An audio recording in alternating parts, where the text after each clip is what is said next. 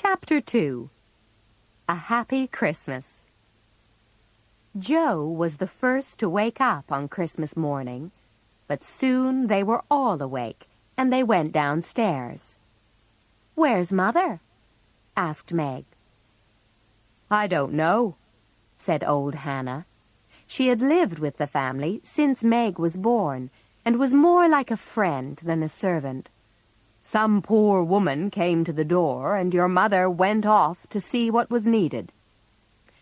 "She'll be back soon," said Meg. She looked at the presents for her mother, which were in a basket under a chair, ready to bring out at the right time. "Where is Amy's bottle of perfume?" "She went to put some pretty paper round it, I think," said Joe. Suddenly they heard the outside door close. "Here's Mother. Hide the basket, quick," said Joe. But it was Amy. She came in quickly. "Where have you been, and what's that behind you?" asked Meg. "I ran to the shop and changed the little bottle of perfume for a big one," said Amy. "I spent all my money to get it, and I'm not going to be selfish anymore."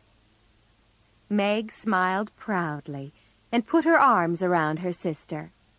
Then there was another bang from the outside door, and the basket was pushed back under the chair. The girls ran to the table, ready for their breakfast. "Happy Christmas, Mother!" they shouted. "Happy Christmas, little daughters," said Mrs. March. Then the smile disappeared from her face. "Girls, listen. Not far away is a poor woman, Mrs. Hummel, with a new baby. Her 6 children are in one bed trying to keep warm, as they have no wood for a fire. There is nothing to eat, and they are hungry and cold. Will you give them your breakfast as a Christmas present?" For a minute, no one spoke.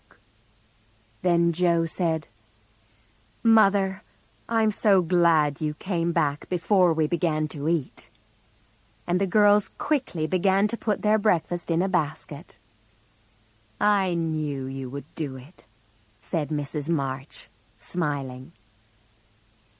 She took the girls and Hannah to a cold, miserable little room in an old building where they found a sick mother, a crying baby, and a group of children with white, frightened faces. The children were on the bed under a blanket, trying to keep warm. The woman almost cried with happiness when she saw the girls. Hannah, who had brought wood, made a fire. Mrs. March gave the mother tea and hot food. Then she dressed the little baby gently. The girls put the children round the fire and fed them like hungry birds. It was a very happy meal, although the girls ate none of it.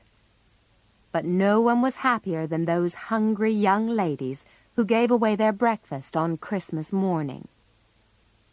Mrs. March was surprised and pleased when she saw her presents later.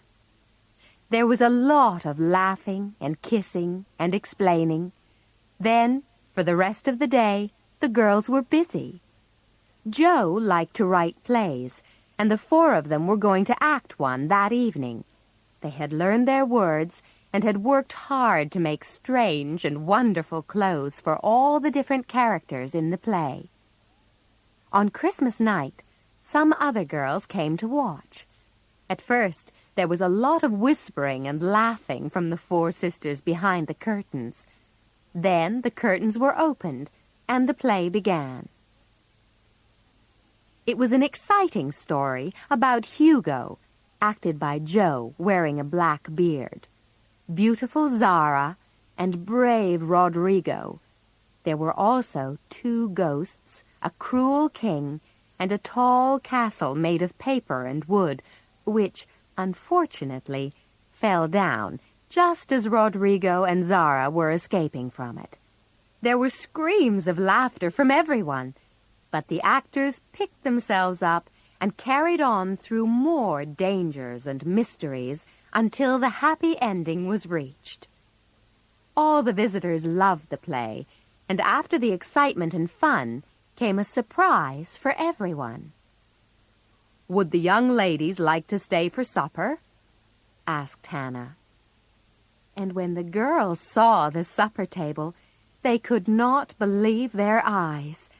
There was ice cream, cake, fruit, and French chocolate, and in the middle of the table were flowers for each of the 4 actors. "Where did it all come from?" asked Amy. "From Father Christmas, perhaps," said Beth. "Mother did it," said Meg. "Aunt March sent it," said Joe. "You're all wrong," laughed Mrs. March.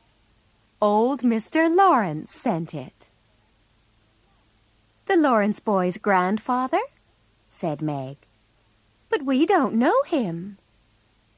"Hannah told his servant about your breakfast party, and that pleased him," said Mrs. March.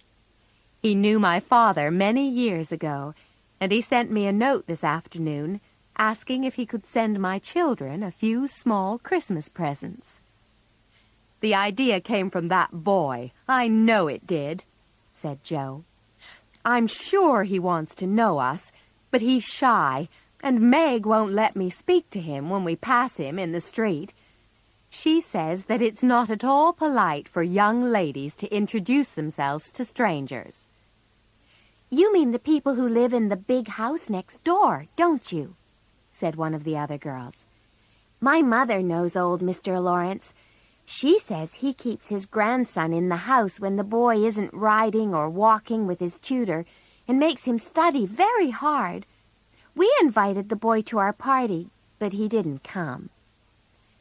"That boy needs to have some fun," said Joe.